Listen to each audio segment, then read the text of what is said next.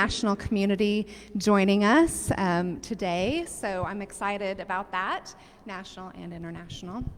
So I'm going to go through all of our hellos. Welcome to our very first NEXXT Up in-person event. I'm so excited. Yay! NEXXT Up is part of our conversation and event series where we get to talk to inspirational and exciting women, and so we also have a live stream that we do just digitally from women around the world. So just keep a lookout for that at all times. We're also excited to announce that likewise, where you are here today, the co-working and community space is going to be our new home base. So, I know, it is. So we're excited, and I cannot think of anybody better to partner with when it comes to building diverse communities, because that really is part of the cornerstone of what they believe in fostering creativity and diversity and community. And so, and obviously, this fantastic, eclectic, creative space that we're all in, that's so cool, that nobody would have thought of except for Mallory. So Mallory, I wanted you to say hi, say hello, hello. If anyone is interested in touring the space, it is above us. So feel free to tap Mallory and ask if you would love a tour of the space. It's so fun, and it's growing, and we need more women in it. Let's just put it right out there. So we would love to have you come and join us there. So I want to make sure I'm not forgetting anything. Just at the top of everything, before any more time goes by, I just want to say thanks to our team. We have Jessica over there. She is running all of our, Jessica Whalen is a videographer and artist. She is running the video now. So if for whatever reason, heaven forbid, you have to leave, or if you are on live stream and you have to cut off, if you are part of our community and you're getting the NEXXT newsletter, then you will get this video in your inbox. So, or you can share it with friends if you get to stay here for the whole time. So since I see her over there in the corner, I'm also going to point out Hannah.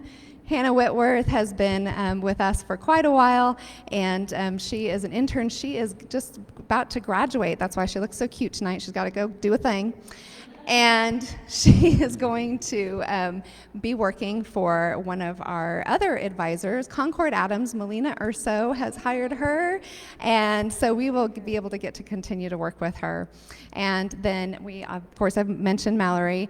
And last but never least, I want to introduce you to our VP of GSD. Jen Cousins is there in the back. She has she gets all the stuff done. She takes all my crazy and puts it in a little box and hands it to me and tells me to go get it. And it's amazing. So I just want to thank everybody there. So thank you so much. We also have other community partners, and I'm excited. Farmers Table, if you guys don't know, you're eating the food right now. We love to support diverse local businesses. Farmers Table is Adrian and Rob Schonfield, and they are down the street in Fayetteville, so please support them. Support diverse, support local. We love to do that. And then I want to say hi to Corinne and team, Corinne Power over there. Corinne and I'm going to tell you a story. Corinne, do you want to hear a funny one? So I don't know about all of you, but I wondered what I was going to wear today. Anybody else? Getting out of yoga pants, finding stuff in your closet again. Well, I wore this outfit to coffee with Corinne to talk about the wine tasting, and I questioned it. I was like, uh-oh, Corinne's going to be there. She's going to know that I wore this before. I know. It's crazy what goes through our head, right? Well, Scout and Cellar, we also have Rebecca Mason. Say hi, Rebecca. And Bridget Schultz. They are consultants with Scout and Cellar. Scout and Cellar is a woman-owned business. So, and Corinne, you can ask her all about it, and she'll tell you about it and get signed up and learn more, because they are here to serve you, literally, which is fantastic. So speaking of, and so they'll give you all the details, and speaking of deets, we want to make sure that everybody saw our deets in the back there on the table with all of the hashtags and the ats on Instagram and Facebook. And so today, our hashtag is NEXXT Up, NEXXT, that's 2 X's, NEXXT Up, and what's the other one did we decide on? Oh, NEXXT Normal, because that's what we're talking about today. We're going to do everything with 2 X's because we are women and we like to stand out. So So we also, again, are streaming to our global community, and I just want to remind everybody that this is a conversation. We're not here just to talk to each other. We're here to talk with you. So speak up, say something, give us your wisdom, your questions, your comments, and that goes for all of our live streamers out there. We do have Facebook being monitored. We're looking at Instagram, and if we don't get to your question today, either here or live stream, please send us an email at hello@nextwomen.com and we will get back to you. So without further ado, actually what I need to say, because I always say this and everybody, Jen, did I forget anything? She's like, I don't know. No? Okay. So we can move on. That's going to be, if you're ever in a meeting with me and Jen, that's exactly what I say. Jen, did I forget anything? That's my new tagline.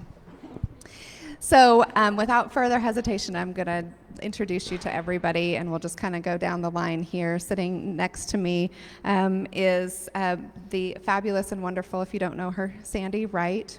Sandy, I invited her today because she is a lifelong journeyer, and anytime I invite her to a circle of women, a party, anything, everybody says, oh my gosh, I want to get to know her better, or one of my favorites is, I want to be her when I grow up.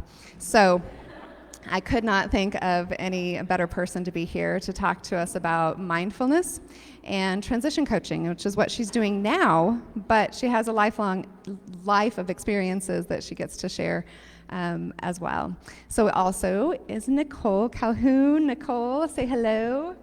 I am not even going to try to go through her bio or resume. I'm going to tell you that she is a research scientist in fields that I probably should not even attempt to announce. And then she got really crazy, and she went and because she knows so much about the body, she went and said, you know what? Yoga is important. Yoga is the next thing, and opened a yoga studio. And so Elixir Studio Lounge, right? Yoga Lounge is her thing. And it is amazing. So she is here today doing all the things. She's also has a family that she's raising, just everything. So we also have Daisy Bonilla. Daisy is, by day, Daisy is a social worker and a mental health professional, and by night, she is running for office. Daisy recently, she's like, where's my cape? So Daisy is here to give us all of the perspectives of what that looks like, and also I think she has a little mini announcement. So we'll let you do that later. So then we have Elizabeth Prenger. Elizabeth came to mind because she recently started a business at home right before the pandemic, not knowing that she was going to be stuck there with her small boys and fabulous husband. So if we can all relate to that, transitions and what happens in life, and then all of a sudden, wham, and everything, perspective changes, I think that that's why all of us are here today. So again, I really want you all to engage, ask your questions, do shout outs, and then we'll just repeat the question just so we know that everybody hears it. But I would love to just kind of get started. Are you all ready? I'm ready. Everybody's like, yeah, 10 minutes ago. Thanks, lady. So we are here talking about the next normal. And somewhere in the pandemic, I was doing small business consulting with the university, and everybody was like, well, the new normal, the new normal, the new normal. But it was changing every 5 minutes. And we started saying, there is no new normal. It's just the next normal. And as I contemplated that a little bit more, I thought, that's really just life. Change is life. And definitely, I don't know if anybody else here has heard 8,000 times this year, unprecedented times. Anybody heard that one? It is unprecedented times. At the same time, I feel like we have the tools to deal with it. I feel like we have the tools to get through it. And now as we are in places where we get to be together and seeing each other, and things feel like they are starting to open up, I'd love to take a minute and just reflect on what all of that means, what's changed for everybody in a way that we're looking at the world through a new lens. And I think most importantly, what are we going to do about it? One of the questions I get a lot is that people are fearful. They don't want to go back to the way it was. So what is it about the way it was that we don't want to go back to? So Nicole, I'm going to put you on the spot because I think that you just got off a plane, and so I'm going to use your fresh jet lag brain. And I've been up since 4. So. And she's been up since 4, and she was in Colorado, so there's a little altitude, and she's got some wine.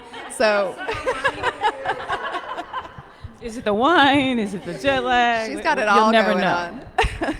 So Nicole, in the yoga studio and in your life, what is it that you are seeing that has changed dramatically, and how are women dealing with it, and kind of what is it that and where do you see it going? What do you see people reprioritizing?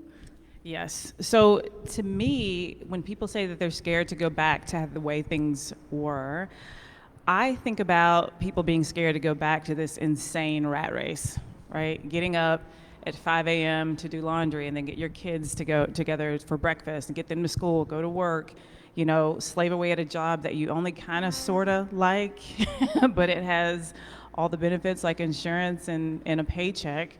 You don't really like it. You get off 5 or 6 o'clock at night, you maybe get the kids, you go home, and it's just a race from sunup to sundown. And now with the pandemic, we're kind of used to being at home and working in yoga pants, right? It's a good business to be in. Yeah, and Zoom happy hours and having wine at 1 p.m. and it's okay because it's okay. You got all the time in the world and you're not, in public, so you can have wine at 1. And spending time with your kids, I don't think I specifically ever realized how much time I don't spend with my kids. Or didn't until I was forced to be at home with them, which is a good thing. And it's like in the beginning, as a parent, you have these kids who are normally somewhere else during the day, not with you. In the beginning, to spend all this time with them was frustrating, right? Who was frustrated by their kids in the beginning? These kids. I have 3 boys. I was very frustrated. But then I realized I'm frustrated because I'm not used to being this big of a part of their lives. And that changed my entire mentality. I'm like, just relax. This is the way that things are supposed to be, but you're so used to the rat race, you cannot appreciate the way things are supposed to be, which is, spending all this time with your family. And I think that now that a lot of women have learned to appreciate that, they're scared to go back to that rat race.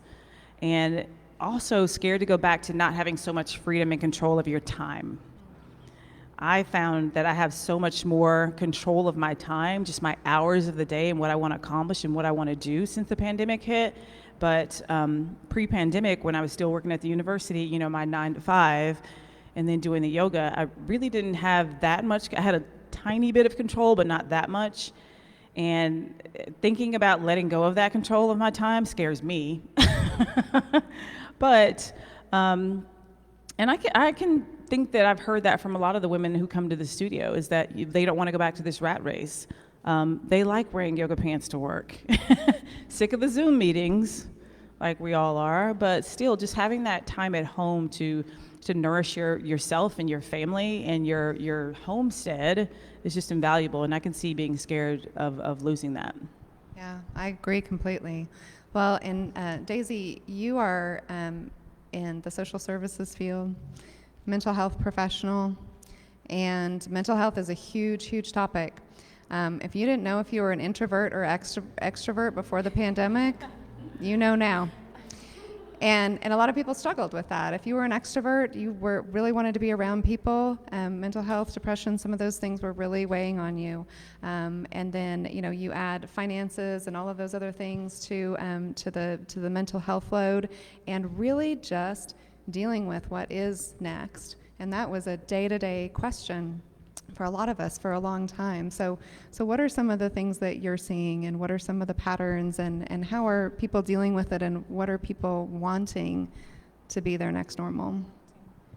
Gosh, well, I think so many of the things that we're seeing now is that this is a traumatic experience. We've never experienced a global pandemic before. And so we're all living this through in real time and together, and we're all doing this collectively. And so it's traumatic to have your whole routine change, to adapt to a new normal. And so I think some of the things that people are dealing with are severe anxiety, depression, isolation. There's a spike in suicide ideation. I mean, people are stressed out. They don't know how to deal with these things. And what they're looking forward to is, I think, hope.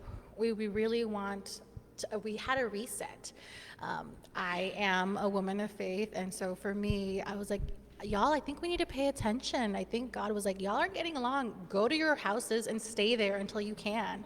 And so what happens next? How are we going to do that? How are we going to commit to helping each other out? And so I think a lot of what I'm seeing is we've valued community and spending time together and seeing each other's faces every day and working together. Yes, it might be a rat race, but it's better because we're in community. And so figuring out how do we do that. That's what I've noticed. I agree completely. And I'm looking at you, Elizabeth, because I think that that's kind of what we value, and kind of just that slowing down. I know that you've talked about that, even though you were in your house all the time with all the people and all the things, there was something that blossomed and bloomed from that. Yeah, my children are crazy as well. I have two young Mine boys. is They're crazy. Two boys. 2 and 4, and just high energy and constantly mom, mom, mom. I think one of the things that I have kind of benefited from personally during this experience is I've let go of things that I used to let bother me a lot, and kind of sitting in a space that I'm safe in and keeping my focus on the beautiful things that are happening around me. I have a group of girlfriends that I was very close with in college, and we remained close after college, but kind of lived in different parts of the country and started different careers and had kids and married, divorced, all that stuff. We reconnected at the very beginning of the pandemic through Marco Polo, and we're kind of voicing our stressors and our concerns, and like, our kids are driving us crazy and we're drinking too much wine and our online shopping is out of control, like Renetta and I were talking about earlier. And then that led to every Wednesday night we got on a Zoom and had wine, and we started discussing things that we had been going through personally since college. And these topics spanned divorce, infidelity, substance abuse, suicidal tendencies. And we realized that we had gone through all of these horrific experiences individually, and we just kind of forgot about that connection point that is so important for women. And it was a really nice reminder that we are so connected and going through important things. And it's been really nice to know that I can focus on the important issues that are happening to myself and to people in my life, and kind of letting go of all the things that are trivial that got me tripped up beforehand. So it's been a nice lesson. Yeah, it has. Well, and I think, Sandy, one of the things I think about when I think of you is kind of we are all reacting to external forces and forgetting about our internal force when it comes to transitions, changes, disruption, all of those things. And so I'd asked you earlier, and I'm just going to ask you again, because I really, transition is a really big word, and it's actually kind of a buzzword right now. But I'd really love to for you to tell us a little bit more about what that means in the context of what you're learning about and what you're observing in your clients and in your community and your family. First of all, I would get rid of the word normal. Whether it's old normal or new normal, it's different for each of us. And we can do a construct of what life is like if you have kids or you don't have kids, or if you're older or whatever, but for each of us it's different. And I think, to Amy's point, it's what we do internally that makes a difference, because all the external factors, someone said, how would you describe the climate right now? And the only word I could think of is chaos. We're in a crisis of trust. You know, we don't really trust ourselves because I've had COVID and my body went wacky for 3 weeks, and it's like I didn't know every morning how I was going to feel. So I lost a little bit of trust of my own body. You know, you lose out of touch with people, which is how we get resilience, is connection and support. And that was sort of, you know, I don't know about you, but I'm zoomed out. And then they just told me, Amy just told me I could do touch-up on my face, and I've been zooming for 6 months, and that hasn't happened. So I'm going to try that tomorrow. But I think the other thing is this crisis of trust leads to, if you look at the last 4 years, no matter what your politics are, we don't know who to believe. And I was at the doctor yesterday, and she's wonderful and brilliant, and I said, so what's this about this long haul stuff? And she goes, we don't know. We're studying and studying, and she said, I have 20-year-olds that are coming in with POTS, or the palpitation thing, and I have 40-year-olds are coming in, their hair's falling out. She said, we have to check everything out first before we go to that. So, and then, you know, we won't get into national leadership previously, but I think there's, you know, it is a crisis of trust all over. So what do we do to inch forward on that? You know, I think people think of mindfulness as, you know, we're going to meditate and raise 3 feet off the ground. It's about being present to ourselves and to the people around us right now without judgment for no outcome. And I don't know about y'all, but that's a practice. It's never a perfect. And so it really is an internal process to begin to get back to trust, to begin to understand and feel our body, to begin to understand what resilience is for you.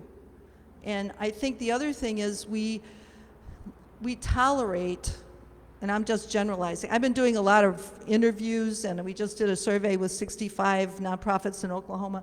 And I think what we do is we tolerate aloneness and quiet because we're not used to it. And you know what we're being called to for me is embracing it. How do we embrace it? You know, I've been a type A my whole life, run corporate stuff and nonprofits and all kinds of things. And what's happened out of this whole process is I realized that quiet is what's important, and it's helped me reprioritize how I want to spend my time. And I think that's, you know, connection to people, you know, connection to my family. You know, it hasn't always been like in my total consciousness, but like you were saying, it's not only our kids, it's like who is bringing wisdom to us? You know, I have grandkids from 3 years old to 18. Now I'm stopping and listening to their wisdom. They're giving me a vocabulary and things to think about that were way outside of my scope. And I think that the things that we need the most right now are curiosity. We don't know what we don't know. We don't know what we don't know. You know, I'm of an age where I'm supposed to be an elder, I guess. It scares the heck out of my family. But I think the other thing is, you know, how do we listen and learn from the wide variety of ages and perspectives? One of my grandkids is teaching me a language I didn't know. You know, bringing me into a world that I fought going into. And so those are the things when we talk about the new you. It's not the new normal, it's the new you. You know, what's going to be your perspective? And I think the last thing I'll say is that we have stories we tell about ourselves. I don't know about y'all, but I've got stories that I've told about myself since I was little, you know, and they have to change. And so if you were to go home tonight and say, I'm going to write a new story about myself, this is the person I really am and I really want to be, that makes all the difference in the world because we live out of our stories. And so mindfulness for me is a way to bring all of that together, and it's scary. You know, it's really scary to look at ourselves. I don't know about y'all.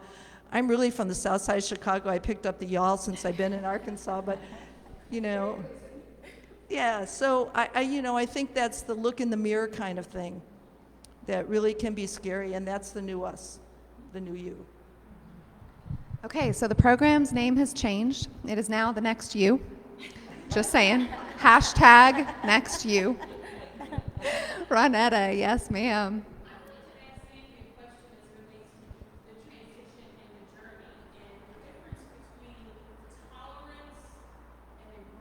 Whether it's the quiet or the new you, that journey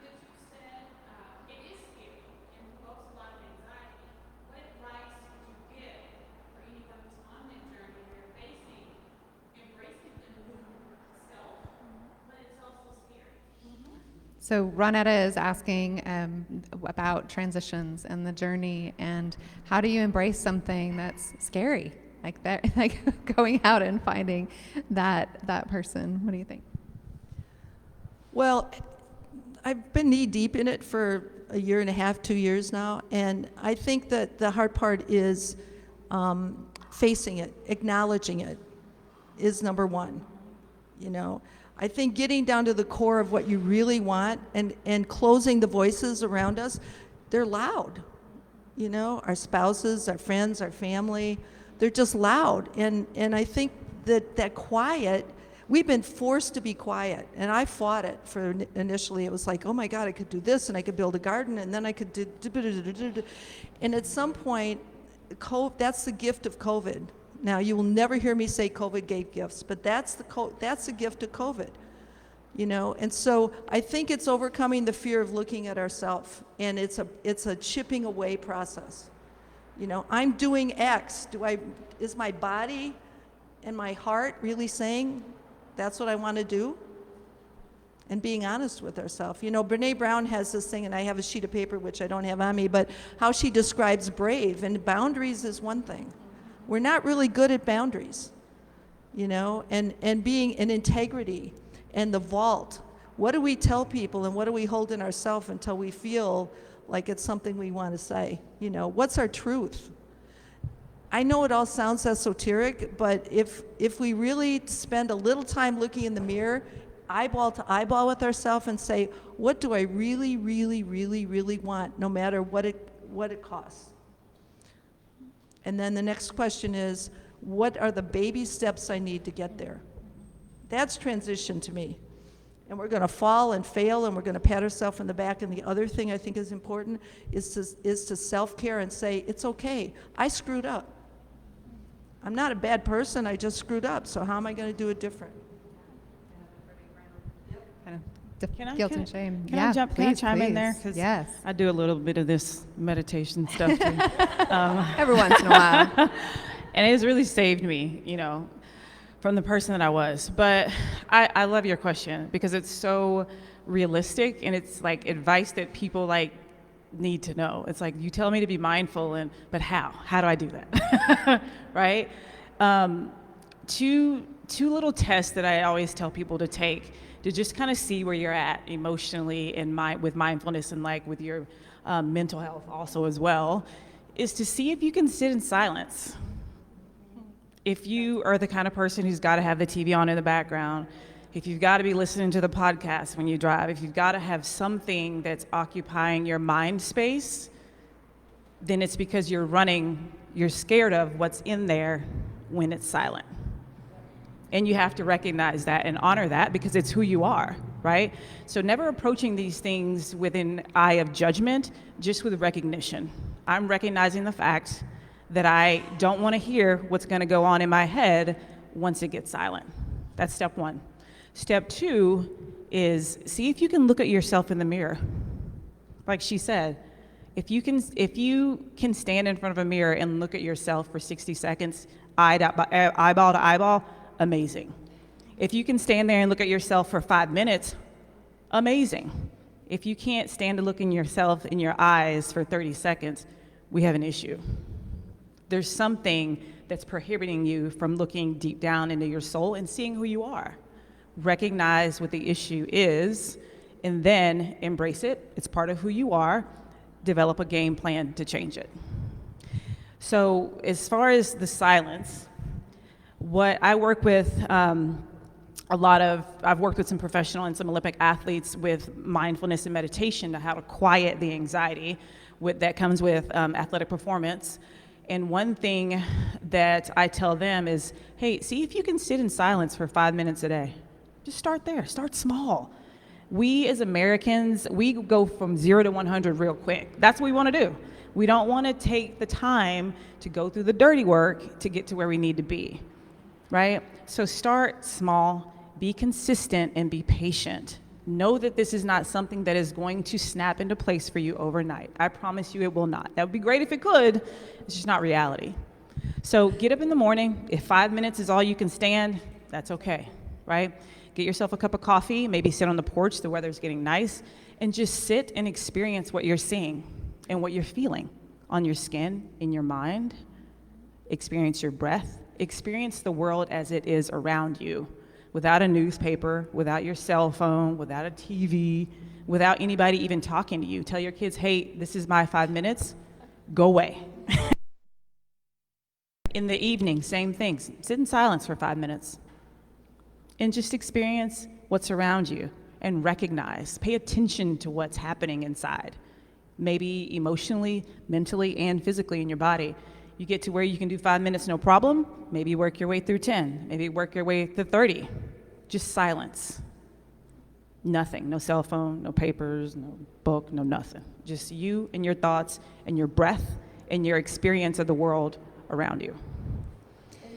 Also, if you could look up body scan, to do a body scan, it goes from your head down to your toes, and it takes maybe 10 minutes, but it really lets you know where you're being triggered, where you're holding tension, and there's also it's very beneficial. Like I've noted in my body where I start getting triggered, and then I have a choice.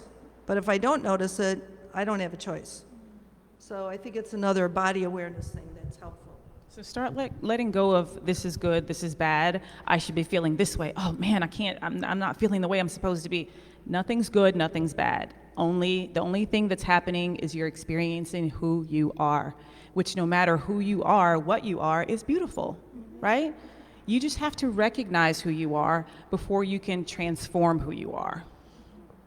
And I think also the feelings are so normal, you know, anxiety, depression, being lost and confused, it's normal. And so if you sit in silence and you can do the 5-minute check-in, you know, however many times you do it, you can ask for help.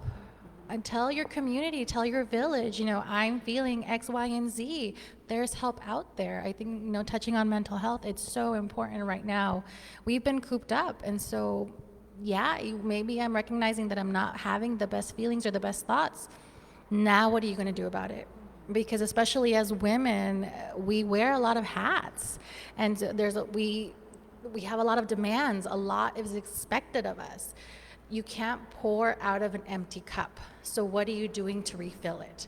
And especially with mental health, I think given the fact that we are living through a collective traumatic experience, reach for help. Normalize that we don't feel normal, and it's normal not to feel normal right now, and that's okay. Yeah, I want to expand on that just a little bit, because I think you all are touching on something which is we are so accustomed to external forces taking us places and doing things, and so when we didn't have these external forces that drawing us out, have to go to an office, have to get dressed, have to do this, have to do that, and we were suddenly choosing to do the things that we wanted and needed to do, and at the same time sitting with ourselves and our families and our choices, and we were not forced externally to the go and do. So one of the things about fear, and when someone asked me this question, I did say, you don't have control over anybody else. They said, are we going to go back to the way things were? I don't think that's the question. I think the question is, are you going to go back to the way things were? And I think in a lot of this, there are going to be some hard conversations. If we haven't already had them, hard conversations with employers, hard conversations with family, hard conversations with ourselves. And so, you know, I do in the news every single day see something about offices opening up, about schools, about other things, these external opportunities, and the only thing we have control over is ourselves. So as we are sitting with ourselves, getting to know ourselves, and then we are faced with these choices, and we are faced with the choice of, are we going to are we going to be drawn by that external force? Are we going to make a choice? And then also, how do we engage in that choice? How do we have that conversation? So what are you all seeing, and what are you all feeling about that? What do you think, Elizabeth? Well, I don't have to go back into a working office environment, which I'm so grateful for, but a lot of people around me are. My husband's going back to a traditional working office environment, and I mean, I think part of me looks forward to going back to a normal sense type world, but I also think for me it's been important to release myself from feeling guilty about being able to make certain choices for myself, for my family, and kind of going back to this topic of mindfulness, not feeling guilty about taking that time that you do need to ask for help, to ask yourself what you do want and what you want to get out of this new environment that we're in. I don't know what the new normal looks like. And I love how companies are being forced to offer multiple options to their employers. Like they can't stick to the normal that we came from. They can't stick these strict restrictions on everyone because companies are figuring out that employees are as effective and efficient working from home versus being in the office all the time, and micromanagement hopefully will go away. So that's kind of encouraging to see from a workforce standpoint. Yeah. I think it's also tradition and stubbornness. Like, this is the American capitalist way, right? For you to slave from 8 to 5, 6 or sometimes 7 days a week. And, you know, if that's the way we did it in America, it must be right. But like you said, I think that we're one of the few industrialized countries that still have a work week that's so 8 to 5, very structured and rigid, and we only get 2 weeks vacation a year and da da da da. But now that we've proven that we can be maybe even more productive when we have just a little bit more of our time back, I think that a lot of the big, huge, you know, Fortune 500s are kind of panicking, and a lot of the old, you know, people who are holding the system of you know, that 8 to 5 in place are panicking as well. So they're like, no, you have to come back to work so I can micromanage you. But it's like, why, when I was getting more done at home? Two things. How many people out here find distractions are like sucking your thumb and curling up under a blanket? Distractions, the multiple distractions we have. You know, if we're honest, it's comforting. Because like you said, we don't have to face what we need to face. I have a whole variety of them I can pick and choose from. But, you know, and I think the other thing is, you know, that what's being called for is boundaries, what you're talking about. How do we negotiate boundaries with the new you? What about boldness? You know, we're afraid to negotiate boundaries because what if they fire me, or what if he leaves me, or what if I wind up with the kids 24/7, or yeah. Sorry, I didn't mean to scare you there.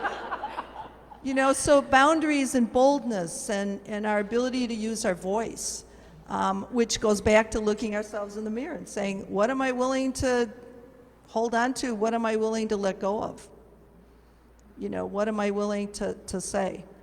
You know, We're being scared to buck the system. yeah. Yeah. And the system needs to be bucked. That's my opinion. But Mine too. yeah, I've got little, Yeah. you know, so we're creating not only a new you, we're creating a new environment. And one of the other components of being creative is, what's our environment? You know, we're at home. How do we create an environment? I redid my entire home office thing and called it a studio. You know, and changed the color of the walls, and all of a sudden I had a calmer environment, you know, and I changed the name of it, and it took me about a week to figure it out. But, you know, how do we create an environment? And I think one of the other things Brene Brown talks a lot about, among others, is support. You know, women in particular think we have to do it. If it's going to be done, we're going to do it. You know, at least some of us are. Anybody out there like that? So, you know, she's challenging us to say, there are things I can't do, and I'm going to be vulnerable and ask for help. You know, I'm of a certain age. Oh, that hurt. To say normally, you know, I was been like an Amazon woman. I could lift anything and do stuff, and not small cars, but other things.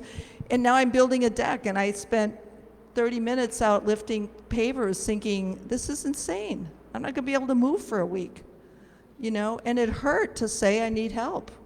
But the more vulnerable we become and we get over that old shame thing, you know, or the age thing, or the just a stay-at-home mom thing, or whatever it might be, the quicker we can get to saying, I need my community. I need my community of support in order to get to where I want to go, not where everybody else wants to go, but where I want to go. Well, I think that one of the things that we've all talked about, and Daisy, I'd love to hear your thoughts on this, and when we talk about support and we talk about boundaries, one of the things that I've heard a lot about is that we have reassessed our friendships, our communities. When we don't have to see people every day, you know, we may have been thinking, hey, you know what? That relationship did not give me energy. It did not fill my cup. That was not working for me. And now that we have the opportunity to go back into the world and have those relationships, you know, when that person calls and says, hey, did you want to go get coffee now that we can? How do we say, I think I'm good? So when we talk about building community, in some ways, I think a lot of us are going to be rebuilding a community or redefining some of the relationships that we've had. And so what are some of the important aspects of that you've seen in your work, in your running for office, in all of those things? Like, where is that manifested for you? For me, well, I think there is something so beautiful about sisterhood and about community, and I think right now, especially as we approach this era of rebuilding, the mean girl culture that so many of us have experienced or grown up with. There's this fallacy that we have to compete with one another, the mommy shaming, the body shaming, the slut shaming, like there's so much of that. We need to break away from that. And so I think for me, it's finding people who do give me peace, who do give me energy, who I vibe with, who I want to fight, you know, for the same causes with. It's about finding your community, your village that inspires you. And so boundaries, if someone is testing your boundaries and pushing you more than you need to, you know, having those 5 minutes, looking at, you know, myself and saying that is not okay with me, and being okay with saying that, and then taking up space, you know, finding who those people are in your community that you want to continue advocating for and with. And so I think that's a huge part in when we work together, we thrive. When we help each other, we succeed. And so making sure that we are protecting one another, nurturing relationships, and, you know, bringing that fire that we all have so that we can conquer and thrive together. That is huge right now. I'm gonna chime in on this because like all of the stuff that you just said like hits home. So I'm gonna buck the system a little bit, just a second, because as You're women, good at yeah, I try to. As women and girls, I feel like we're brought up to always be very nice to everybody, and you know, even if you really don't like Marie, you still go to lunch with her, even if she cuts you down every time you go to lunch, you still go because you got to be nice and you got to be liked and da da da da da. BS. Yeah. One thing, a piece of advice that I give my friends is, new year, new you. This sound familiar? So every new year, I invite you to reevaluate every single friendship in your life. And if it's not bringing you peace and happiness, because friendship actually feels like friendship, right? Friendship doesn't feel like somebody's cutting me down, or did she just take a shot at me, or I think that was shade. Friendship doesn't feel like that. Friendship feels like friendship. Reevaluate those friendships in your life, and the ones that aren't doing it for you, the ones that aren't doing it for your mental health, you gotta let them go. And it's not some huge dramatic departure. No, I always love to be honest and upfront with people and just say, hey, you know, I really don't think that this friendship is serving me and my mental health the way that it needs to. So I don't want to be enemies, but I'm just going to step back from it. That's just honesty. Will you teach me your ways? Yeah. I'm not good I at have that literally had at this all. conversation with people. We're not enemies. I think you're a beautiful person. I just need to step back from this friendship. And what Like, can they my- say? No. My kid's sick. I can't meet you for coffee. I'm sorry. Yeah. But see, you know, when you throw out that sugar-coated, hey, I'm busy, then they're going to keep coming back. They're going to keep coming back, keep trying. When you put a hard line in the sand that I'm stepping back from this because it's not good for me, then they're not coming back. And thank you. Hopefully. Oh, sorry. Hopefully they're not coming back. Yeah. And thank you for saying that, because that also applies to family. Yeah. You don't have to accept toxic family members Yeah. just because they're family. You don't have to. I often work, with my clients, and I'm like, you tell and you teach people how you want them to treat you. So if they're not treating you in a way that's healthy or productive or, fulfilling for you, you don't have to put up with it. But we get accustomed to this. We have to be nice, and we shouldn't say anything.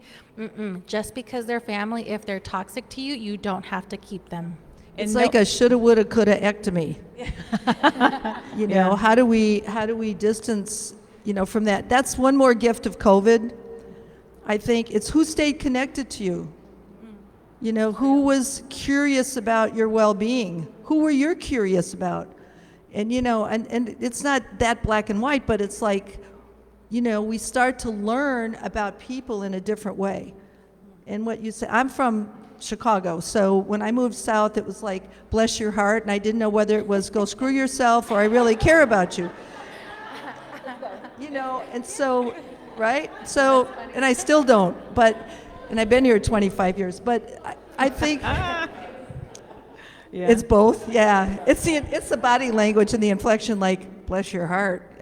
But I think that's the other part about body language that we're missing, is that we don't get it on Zoom and we haven't been together, so we don't really know sometimes what people, and texting is so confusing. Lord knows you have like, well, why did you say that? And they're like, what do you mean, why did I say that? What did I say? That's the kind of thing. And so again, as we ease back into relationships, what's our filter?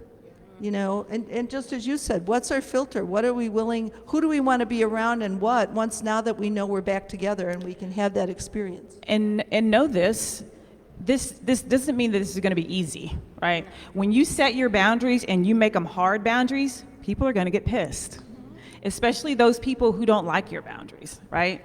I don't like your boundary that you set for yourself, that I can't treat you like a dirtbag, so I'm mad, right? People are going to be upset, and it's up to you to love yourself enough to be okay with them being upset. You're upset. Okay, I understand that. Yes, it also Goodbye. helps us. Go in peace. Exactly. That's how you know that they're working. Yes, and also learning the difference between a friend and an acquaintance. Because I think as women, if I talk to you a couple times a year, we're friends. No, we're acquaintances, right? Yeah. There's a strong, hard difference between a friend and an acquaintance. And once you learn how to categorize those relationships in your life, you're going to be a lot happier. You may have like 2 or 3 friends, but that's okay. How many friends do you need? Really? I'll pull from Brene Brown, because I know that it's been cited several times. Your marble jar friends, right? Who has gotten the trust? Who has gotten your trust? Who has gotten your time? And the reality is, I like to compare it to ripples, and that you've got drops in your life. You've got kids over here. You've got a death in the family over here. You've got a divorce or a job, and the people around that drop are, some people are closer to the drop than others, and some people are way far out. And so, sometimes you have drops in your life where you have circles of friends, literally, around something that's going on in your life. And some people, and they flow, right? Friends flow in and out. And sometimes a friend that's not a good friend one day, maybe they're going through something, and they need to go grow for a minute. And you need to give them, go grow for a minute. And we can give them this time and the space and the grace to go and do that. That doesn't mean that they just get to come back and go, okay, I've changed, I'm ready to go again. But it's kind of that go with God, go with grace. Good luck to you. And people are in I your wish the best for you. And people are in your life for a reason, a season, or for a lifetime. Absolutely. Not, you know a lot about Buddha probably, but I quote, this is something that the great Buddha, who is a mindfulness master, right? Always talked about. The reason the human condition is unhappiness because we try to make things that were never meant to be permanent.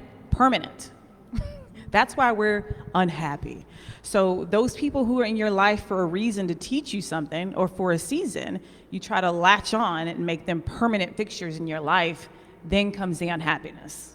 So if we realize that people are reason, season, or lifetime type people, it's easier to let people go with grace. Daisy, I'm curious, like when you're in politics, I mean, that's gotta be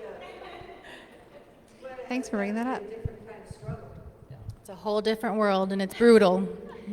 And I think that's why we ran, because we wanted something different. We wanted to represent someone and, you know, a whole community that was different. And I think the most shocking thing for me that I encountered was the lack of support, the lack of sisterhood. And so that's what we're doing next time, is that we're going to change the game. We're going to change the game. We want to help make sure that when we encourage women to run, that they have the support that they need once they get there, that we are not only expecting or asking women who fit a certain mold, but all women.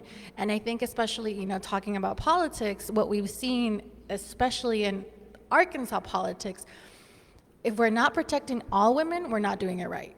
And so in the political landscape that is Arkansas, a lot of our, you know, trans sisters are being attacked. And so we need to protect the vulnerable, and then we need to stand up and advocate and fight together. I love that. I love that. In our last few minutes, I want to make sure that we get some wisdom from all of you. What are you all thinking about? What are some of the questions, comments? Or is it just all amen and we're out of here? Yes. One of the things I've been thinking about is what do I want to carry with me as the world opens back up? And I'm reconnected with long distance friends where it's very easy to do a Zoom happy hour with friends in Colorado and Texas and all over.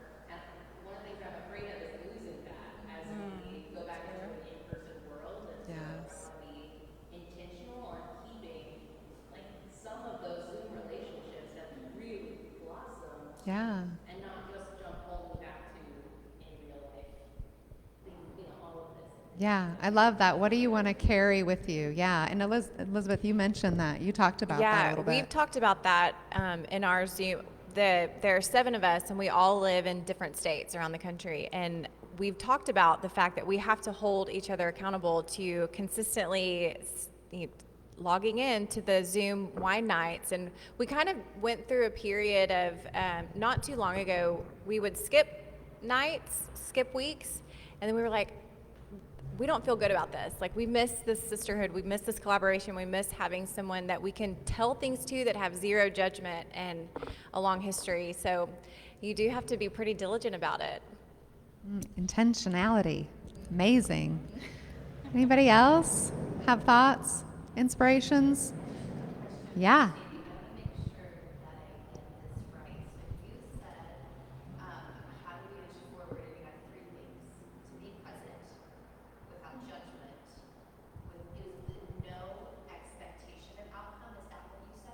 Well, it's not even the expectation, it's just for no outcome.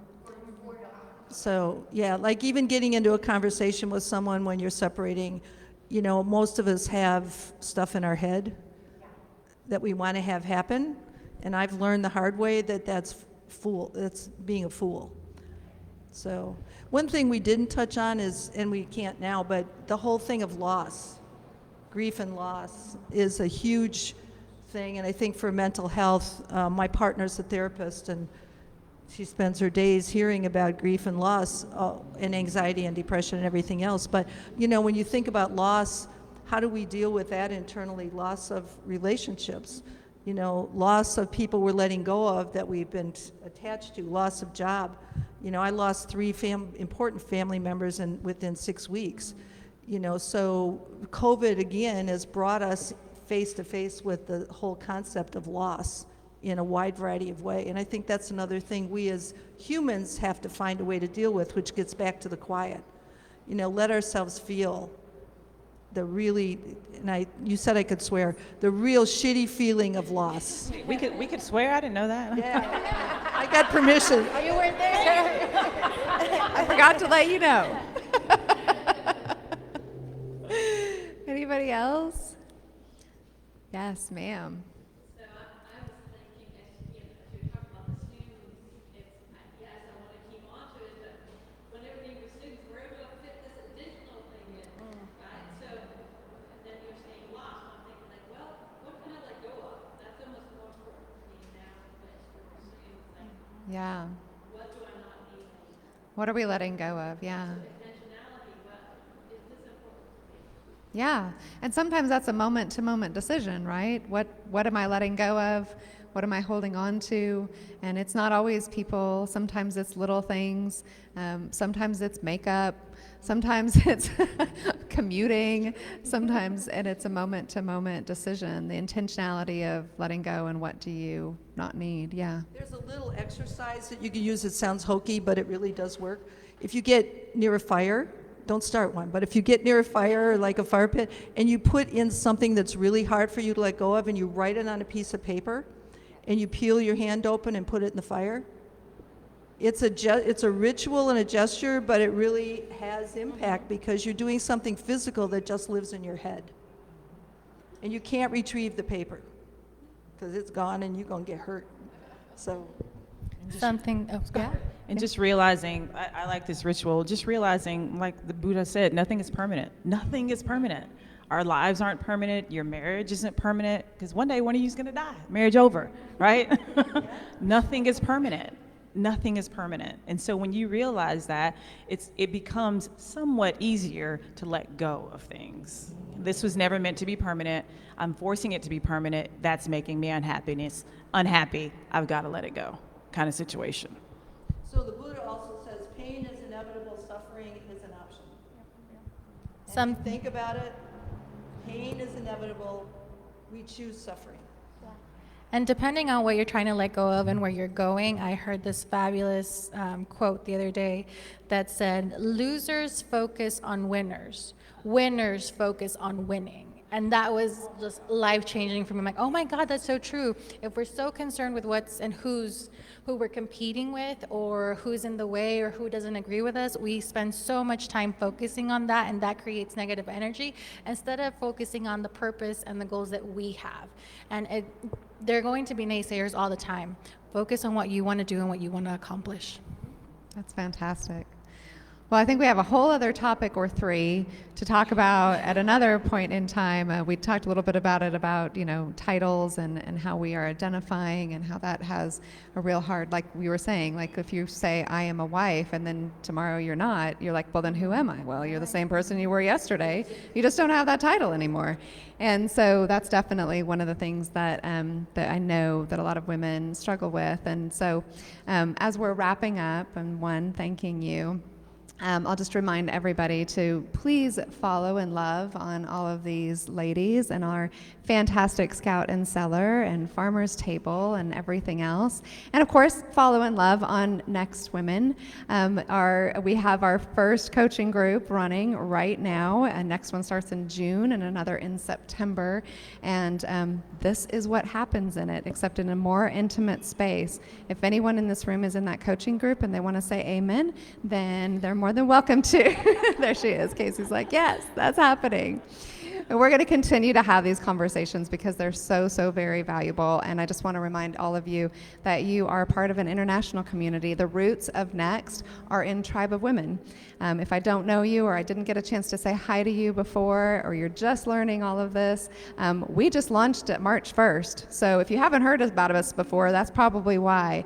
But we came out of the roots of Women Supporting Women in an organization that I started after doing a TEDx talk called I Believe in Tribes of Women. Because at that point in time, 2014, Women Supporting Women was not going on. Mean girl culture was happening, and it became a calling. And we've evolved. We are doing so much better at supporting each other, and for that being a rallying cry. And so as women have evolved, we evolved. And so NEXXT is what's next for you and for all of us. And so I just can't thank all of you enough for being here. The familiar faces, the new faces, the faces I hope that I'll see again and again, my sisters, my friends, all of you. I just appreciate every single one of you. And we'll see you next time.